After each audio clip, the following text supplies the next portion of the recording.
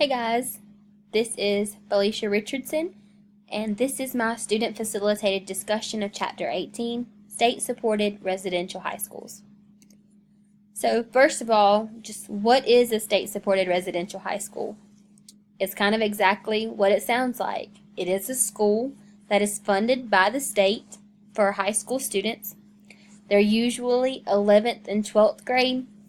However, some residential schools do 10th through 12th. And these students are exceptionally intellectual and they have high academic ability. The problem is that normal high schools may lack the ability to provide more advanced courses for their gifted students. They may not have the course, they may not have the resources to provide these types of courses, or they may not have a teacher available and certified to teach the more advanced curriculum. So that's kind of where state-supported residential high schools come in. And we've also been discussing and identifying lately and just kind of talking about how gifted students really do need interaction with other gifted students, with like-minded students. And regular high schools may not be able to provide enough opportunities to do so on a regular basis.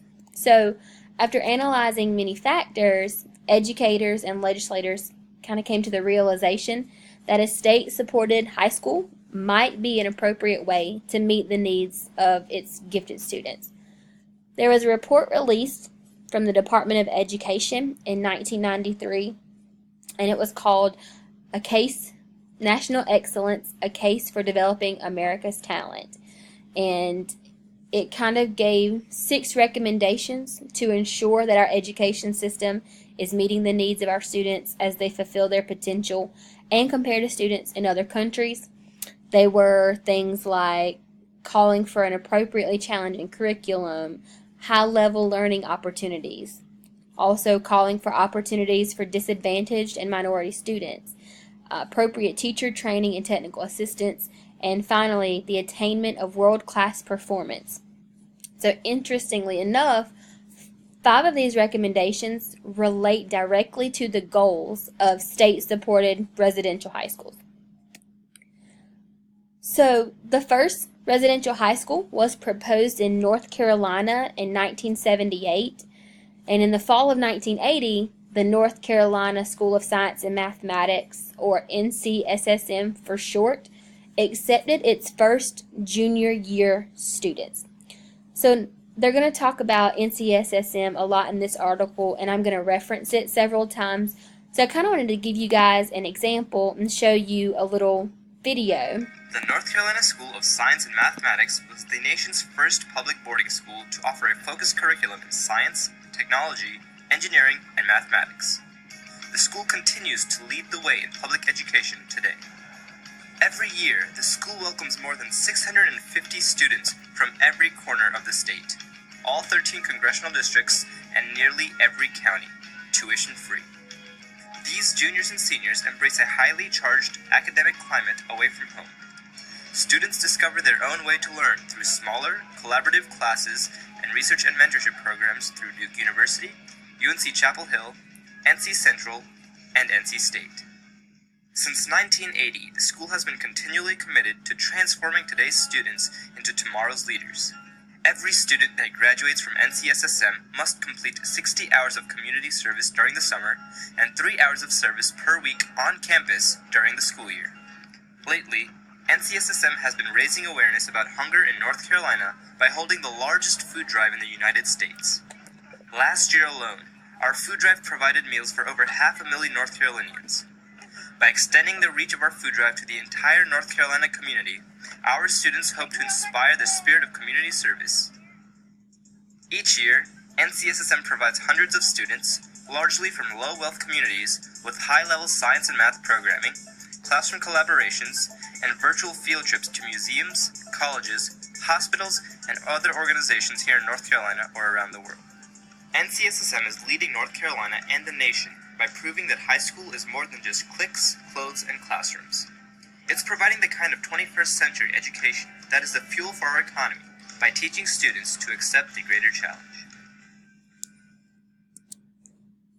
Alright, so it's just kind of a little 2-minute virtual tour of the school, kind of gives you some background. So along with directly benefiting its graduates, the NCSSM has also been instrumental in developing and distributing teaching methods to other North Carolina schools. And this particular program tries to provide a balanced experience for their students by incorporating independent study, community service, and other extracurricular activities. I've also included the website on my PowerPoint just so you can kind of look at everything that it has to offer. If you all have an opportunity or you're just kind of curious, they have a lot of different information for you to kind of go through. So that would be interesting if you still have any questions about state-supported residential high schools. So the article really kind of focused on the characteristics of special residential schools. They talked about the students, the faculty, the facilities, the curriculum, and their extracurricular programs. So first of all, the students, they kind of identified and defined them as individuals who are capable of mastering content in much less time than is required by other students, and who are able to engage in complex processes at high levels of abstraction. So most of the students are admitted in 11th grade for a 2-year experience, and since these schools are supported by state funds, the schools are really devoted to enrolling a student body that represents the state's population, the diverse population of the state, which also allows those underrepresented groups in gifted education have a place within these state-supported residential schools. The school size ranges from 100 to 600 students, and there's a process to be admitted into these schools, but subjective and objective assessments are combined to make the ultimate admissions decisions. And these schools are really looking for students who show potential to succeed in a program that really requires the students to work independently while living away from home and attending a rigorous academic school. I've included a little profile of Yukila Little, who is an ambassador for the school, and it kind of gives you a little insight into how she came to the school, how she found her passion at the school, and how she's going to be completing a research project in the school. So if you have a chance, this is a really interesting story of the students that you might really enjoy. It gives you a good picture of who they are. The faculty, the majority of these schools are really looking to employ teachers who have advanced degrees, with a large number of them having earned doctorates. They recruit teachers with these outstanding academic credentials, but also have the ability to work well with gifted students. They want the teachers to be able to inspire these students, but they also want them to deliver high levels of instruction. They want them to support creative thinking, and they also want these teachers to become role models for these students within this school. Also, they would bring in teachers from around the state to work with students and other teachers, and they kind of learn methods and methodology that they're able to then take back to their home schools and enhance their gifted education programming within those other schools. The facilities kind of have to be complex because essentially these are state-supported boarding schools for students, for 11th and 12th grade intellectually and academically able students. They have to be complex because they have to accommodate the instructional components along with the living component as well. So the NCSSM, like I mentioned before, is actually located in a former hospital complex. And then some state-supported residential schools are located on college or university campuses. The curriculum at state-supported residential high schools, majority of them focus and have an emphasis on math and science. The Louisiana School for Math and Science, the Texas Academy for Math and Science, the Mississippi School for Math and Science, etc. You get the picture. But some have also included arts and humanities in their focus. For some of these schools, the College Board's AP program is the foundation for the curriculum. If the state-supported residential school is on a college or university campus, that particular school might also incorporate university courses into the curriculum. Although many of them are mainly math and science, Communication and the arts are also heavily incorporated as well. Also, kind of interestingly connected to the curriculum, the Illinois Mathematics and Science Academy developed the approach problem-based learning. If you've been in gifted education or in education for very long at all, you probably have heard this term. You may have even used a version of it in your classroom. It kind of came from one of these academies. They also offer usually innovative assessment strategies, and they also offer mentorship. So they may utilize students analyzing their tests. The teacher may give them an assessment back, and it's marked what's incorrect, but the students have to analyze it, they have to correct it, and critique their tests on their own. So they kind of use these innovative and alternative assessment strategies, as well as these mentorships or internships and research opportunities as well. They also offer, just like any other school, extracurricular programs. Majority of them focus on the community service activity, like we saw at the NCSSM. They do recreational programs, faculty-student projects, clubs, and competitions. They have musical and theatrical performances. They provide individual and team sports. They give them opportunities to attend seminars, lectures, etc.